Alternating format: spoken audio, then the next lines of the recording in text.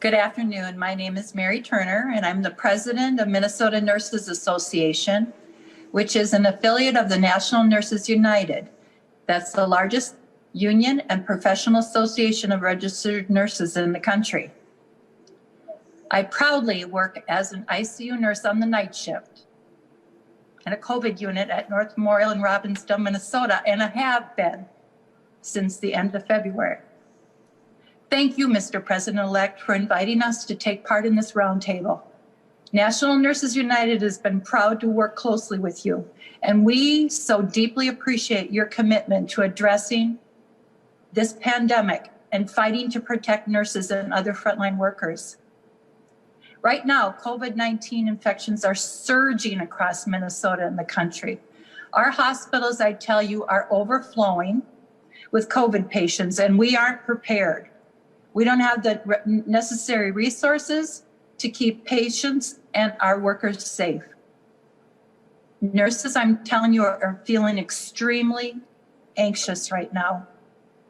We know the right way to battle this virus, but our employers and our government are not supporting us.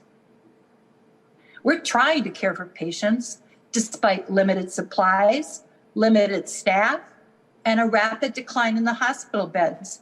And all the while, we know that we could become infected and our families could be infected at any time.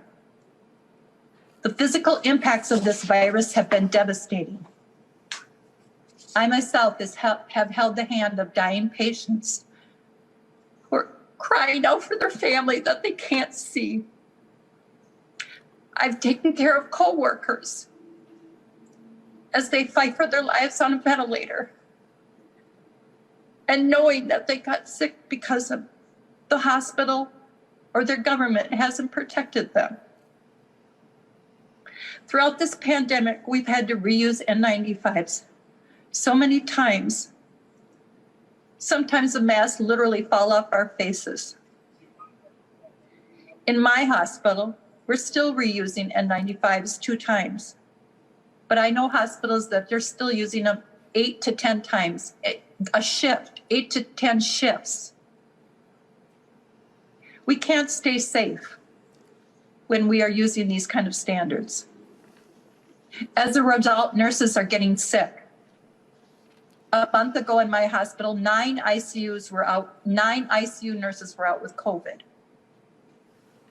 Just recently, we had 12 emergency room nurses out with COVID. We need to protect our frontline workers so that we can take care of you.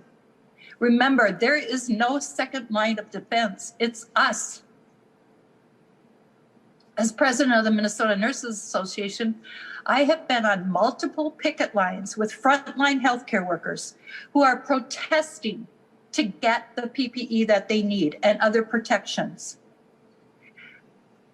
President-elect Biden, there is something seriously wrong when nurses have to take to the streets to beg for protection in the middle of a pandemic.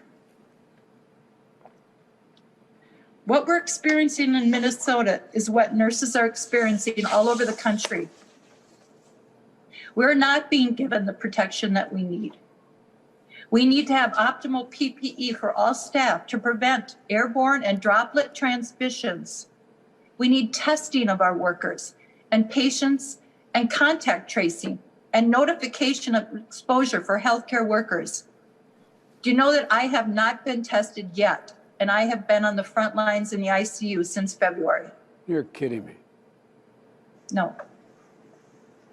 We also need safe staffing of nurses in the hospital units. And patients who are or may be COVID positive patients must be isolated from the general patient population. Workers who have been exposed or who are sick need to be allowed to quarantine at home without fear of losing income in their jobs. This is a novel virus, but the principles of infection control are not. Our hospitals have not been providing these basic protections.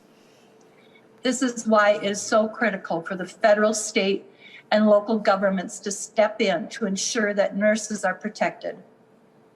Unfortunately, the federal government has not been there. As a result, the pandemic is surging and frontline workers are getting sick and dying. Nurses across the country were so relieved and grateful, Mr. President-elect, when you committed to taking action that we need to have to get this pandemic under control. Thank you for committing to invoke the Defense Production Act, to increase manufacturing and distribution of PPE, which we need to establish, and also for establishing an OSHA emergency temporary standard on infectious diseases, which could enforce protections we need from our employers. Thank you for that. We are also grateful that you have committed to a robust and comprehensive pandemic stimulus plan to make sure that our patients have the economic support they need. You know, we nurses, we know that we are facing immense death and suffering in the coming weeks, and we will be there. But we need to act now. We need to act quickly to protect our healthcare workers so that we can save as many lives as possible. Thank you. Mary, I'm sorry, I'm so emotional. No. It's just. you got me emotional. Look, you know, anyone who spent significant time in ICU like I did for months, you know what I used to do? After I got out, I observed, this is not COVID, but I observed the incredible mental strain on nurses in ICU units. And you know what I did for a long time after I got out? I used to drive back and forth to Wilmington, Delaware. I commuted every day. And, but as vice president, what I would do, I would also, I would go out, back out to Walter Reed on the night shift and bring dinner and food for the nurses and hang out with them. For The night shift? Cool. the night shift. That's cool.